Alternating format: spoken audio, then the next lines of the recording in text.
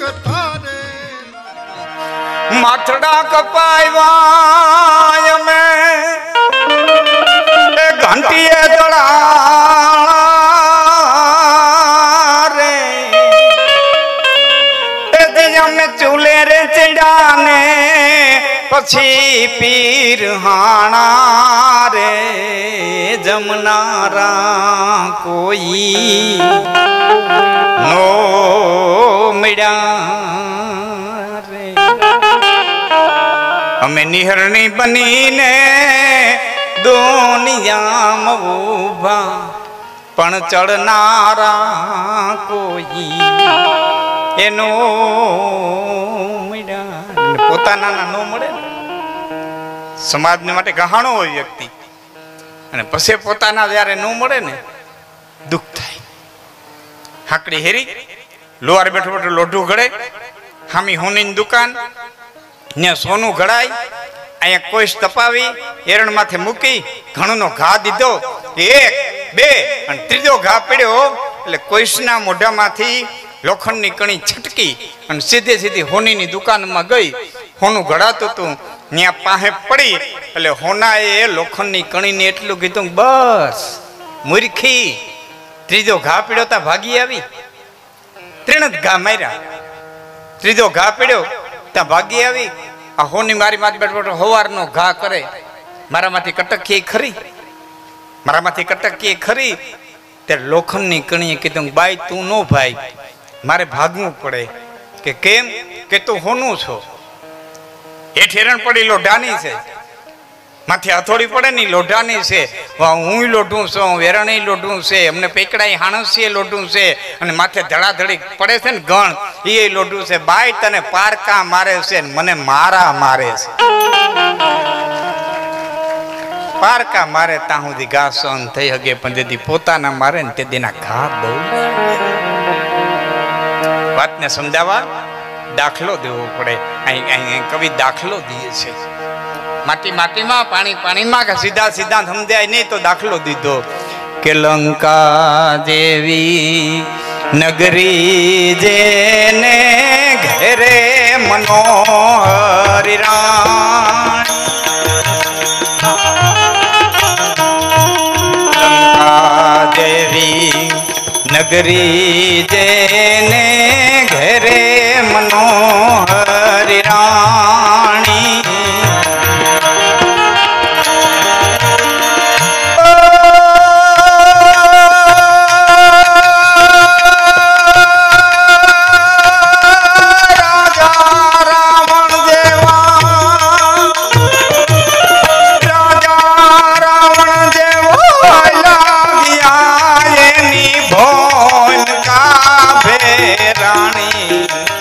राम के तानहारा कंजी भाई जी राम के तानहारा खेती जाजो भाई जाऊं छे निर्वाणी जाऊं छे निर्वाणी आत्मान करी लेने ओढ़खाणी जी राम के तानहारा खेती जाजो भाई जाऊं छे निर्वाण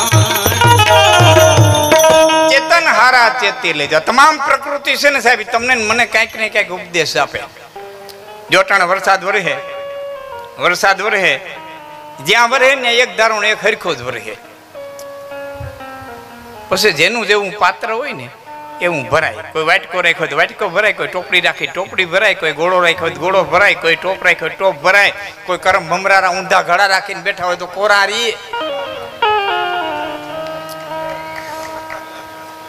મેં તો એની રીતે જ વરહે એમ પરમાત્માની કૃપા બધાની માથે એક સરખી વરહે. પણ જેનું જેવડું કર્મનું પાત્ર હોય ને એવડા પાત્ર ભરાય. જેવા જેવા કર્મ કર્યા હોય અને કર્મથી મોટું આ જગતના પટમાંથી હોય છે.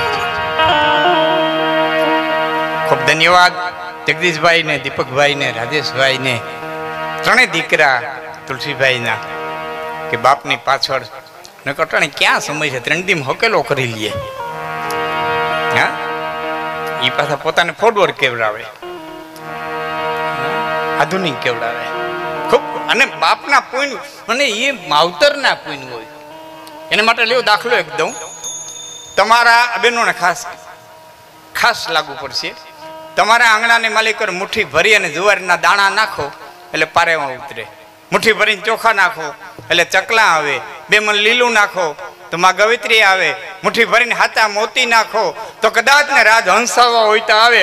અને એના એ આંગણાના માલિકો ઉકેડો કરો એટલે ગધાડા પાટવી આવે. ગધા પાટવી આવે. એ તો આપણે જેવું આંગણું બનાવીએ એવા પધારે.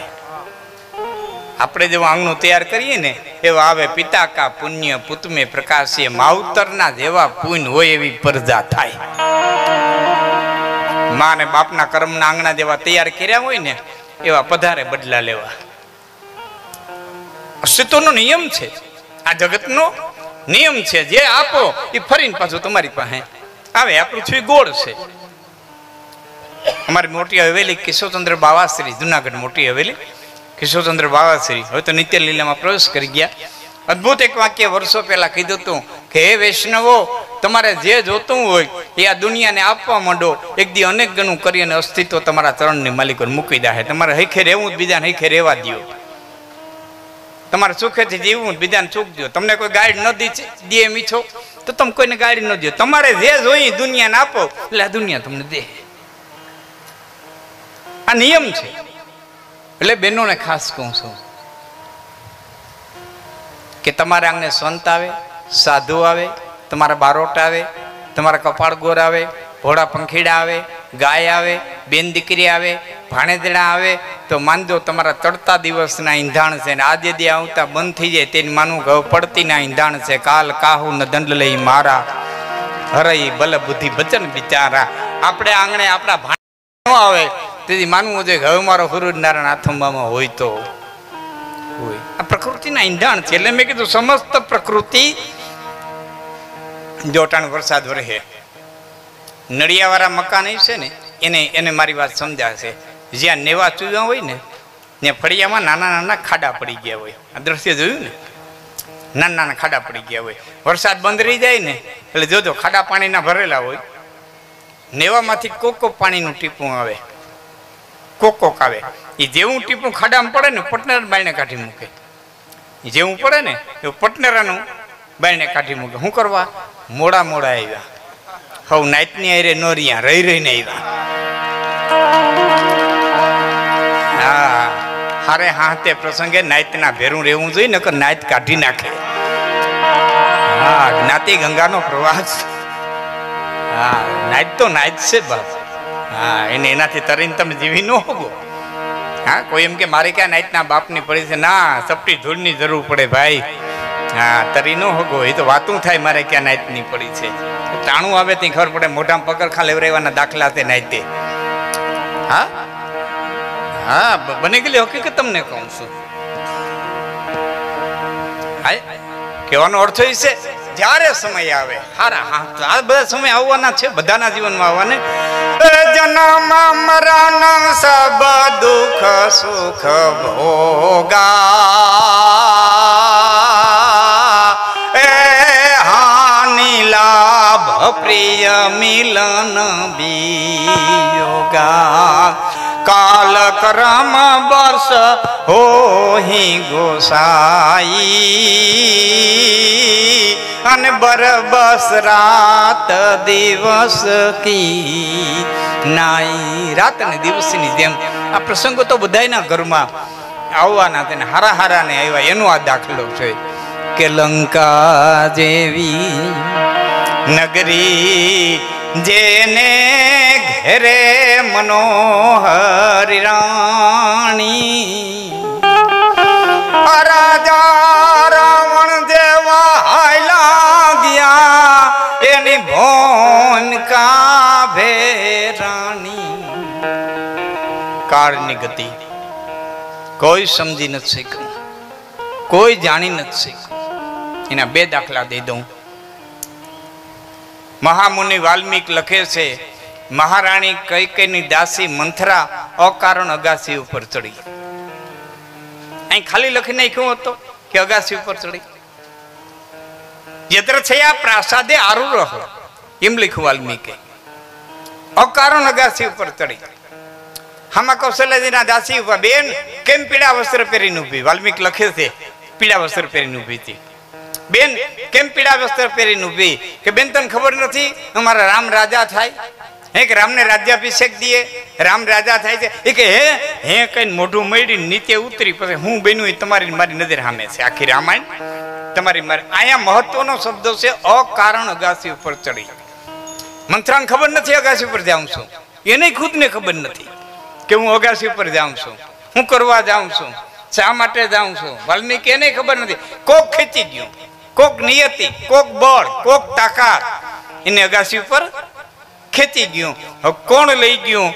વાલ્મીક કે એ તમે વિચારો. દશરથનું મોત લઈ ગયું, કૈકેયીનું વિધવાપણું લઈ ગયું, રામનો વનવાસ લઈ ગયો, સીતાનું હરણ લઈ ગયું, મારીતનું મરણ લઈ ગયું, લંકાનું દહન લઈ ગયું, હનુમાનનું મિલન લઈ ગયું, સબરીના બોર લઈ ગયા, કેવટનું નાવ લઈ ગયું, ઋષિઓનું તપ લઈ ગયું, વિભીષણનું રાજ લઈ ગયું, સુગ્રીવનું રાજ લઈ ગયું. વાલ્મીક કે તમારે જેટલું માલિક ઉમેરવું એટલું ઉમેરું. હું કહું કે કારણ વિનાની અગાસી ઉપર ગઈ. આ નિયતિનો ખેલ. એનો બીજો એક પ્રસંગ બેનો ખાસ આનંદ આવશે. બીજો એક પ્રસંગ, હસ્તિનાપુરના મહેલની માલિકો જેથી વ્યાસે પ્રવેશ કર્યો અને આમ ત્યાં વ્યાસજીને દેખ્યા સત્યવતી ધ્રુજી ગયા. થર થર થર થર થર ધ્રુજવા માંડ્યા. સત્યવતી, વ્યાસ બેટા તું? હા માં હું, પણ મેં તને બોલાવ્યો નથી. મને ખબર છે. મેં તને યાદ કર્યો નથી. મને ખબર છે. આજ બોલાવ્યા વિનાનો આવ્યો છું, આજે યાદ કર્યા વિનાનો આવ્યો છું. દીકરા તરીકેની થેલી ફરજ બજાવવા આવ્યો છું. તે જઈ બોલાવ્યો ત્યાં આવ્યો, તે જઈ યાદ કર્યો ત્યાં આવ્યો, તે જ્યારે જ્યારે મને બોલાવ્યો ત્યારે આવ્યો. મેં તારી બાયુમાં દીકરા ઉત્પન્ન કર્યા, તારો વહ રાખ્યો, બધું કર્યું. જેટલી જેટલી સલાહ જોતી તેટલી મેં દીધી. આજ વગર બોલાવી આવ્યો છું. કે કેમ? કે આ રેશમી વસ્ત્રો ઉતારી નાખ, આ રેશમી વસ્ત્રો ઉતારી નાખ. આ શક્તિના કાંઠા ઉપર ક્યાં સુધી નાવડું રાખે? હવે તો મુક્તિને કાંઠે લઈ જા, હવે તો મુક્તિને કાંઠે લઈ જા. બેટા એમ કેમ કેસ? સાંભળજો મિત્રો એક એક શબ્દ. બેટા એમ કેમ કેસ? માં હવે જે હસ્તિનાપુરની માલિકો બનવાનું છે ને, ધૃતરાષ્ટ્ર આંધળો છે એટલે જોઈ હગવાનો નથી, તારાથી જોઈ હગાહે નહીં. સમજાય ને મારી વાત? ધૃતરાષ્ટ્ર આંધળો છે એટલે જોઈ હગવાનો નથી, તારાથી જોઈ હગાહે નહીં. કે બેટા હું બનવાનું છે? કે કાલ બનવાનું છે ને, એની ચિંતા આજ હું કરવા કરસ? કાલની ચિંતા આજ હું કરવા કર? કાલની આજ બતારે કેટલી ઘડીઓ છે, કઈ ઘડીએ હું પૃથ્વીમાં તે બને કેને ખબર? તત્વોતરે સત્યવતીએ રેશમી વસ્ત્રો ઉતારી નાખ્યા, હસ્તિનાપુરના ઘરેણા ઉતારી નાખ્યા, જાડા વસ્ત્રો પહેરી અને વ્યાસના હામાં આવ્યા એટલે કીધું બે વહુને લઈ લે. ફેર્યું બે વહુને લઈ લે. હવે એનું કઈ કામ નથી. અંબાલિકા અને અંબિકા, ધૃતરાષ્ટ્રની માં અને પાંડુની માં. તમને કદાચ યાદ ન હોય તો ધૃતરાષ્ટ્રની માં અને પાંડુની માં બે બાયુને લઈ લે ફેરી. એનું કામ કામ બે વહુને ફેર્યું લીધી. એક હાહુ, બે વહુ, ચોથા વ્યાસ, ચારેય બરોબર બાર ઉઘાડી અને પગ દીધો ઉમરાની બહાર. એટલે ભીષ્મએ આડા ફરીને કીધું કે હે જનેતા, આ હરકતી હોરીમાં મૂકીને ક્યાં જા? અહીં તો હોરી હરગી છે, આમાં મૂકીને ક્યાં જા? મને ભેરો લઈ જા ને. સત્યવતીએ કીધું બેટા તું તારા બાપની અરે વતને બંધાયેલો છો, તથા યોગ્ય રાજા નહીં મળે હસ્તિનાપુરને, ત્યાં સુધી તારે હસ્તિનાપુરની ગાદીને વફાદાર રહેવાનું છે. તે તારા બાપને વતન દીધું છે, તને વતન ભંગ કેમ કરાવવું? અને એના બદલામાં તને ઈચ્છિત મૃત્યુનું વરદાન જડ્યું છે. હવે સાંભળજો.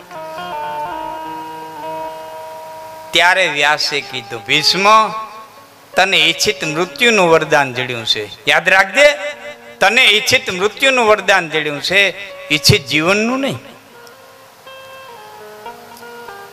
મજા આવે તો તાલી દઈ દો, તમને ખ્યાલ આવે કે અદ્ભુત પણ. ઈચ્છિત મૃત્યુનું વરદાન છે, ઈચ્છિત જીવનનું નહીં. તો ઈચ્છા પડે તો મરી હોય, ઈચ્છા પડે એમ જીવી ન હોય કે તો અખિલ બ્રહ્માંડનો માલિક જેમ જીવાડે એમ જગતમાં હવને જીવવું પડે. ડોર એના હાથમાં છે. હવે ભીષ્મ જે હોય જો એની ઈચ્છાથી જીવી હકતો ન હોય તો તમે હું કઈ વાડીના મૂળા. 50,000 આ બેગમાં મૂક્યા હું પાકી જાય ને, 75,000 આ બેગમાં મૂક્યા હું પાકી જાય ને, 50 લાખ વા મૂક્યા હું પાકી જાય. જ્યારે કોઈ પકવી લેતા પોતે પાકી જાય, પછી ગળફા કાઢવાના કામમાં કાયમ આવે.